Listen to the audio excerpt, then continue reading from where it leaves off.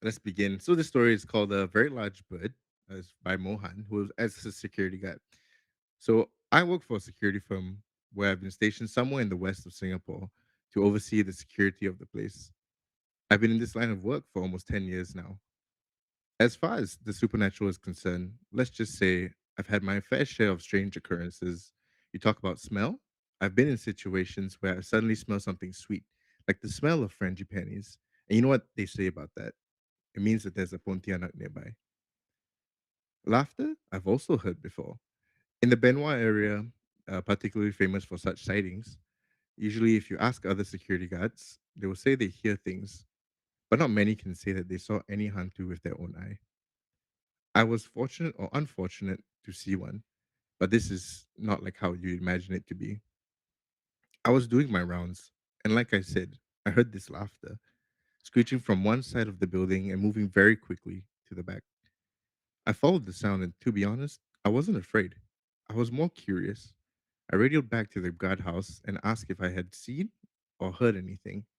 My buddy said that the gates were locked and there was nobody around. It was just us. I kept walking, and that's when the smell hit me.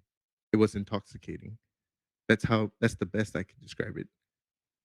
It's as if the scent was directly beside you. It's there for 1 minute, and then the next, it's totally gone. Then it comes back again. When I turned the corner to the back of the building, I saw this huge creature flying quite low. It was the size of an adult body, but I can't make out its face because it was covered by hair. But the body was distinctively human like, arms outstretched. Body looks like it was draped in a white cloth. It flew towards the top of the industrial drum and perched for a bit, stood up, and walked across the drum before leaping off and flying towards a large tree. So naturally, I ran after it. I shined my torchlight at the trees to catch a clear look at this creature, and that's when I saw it. It was a human like creature that transformed right before my eyes.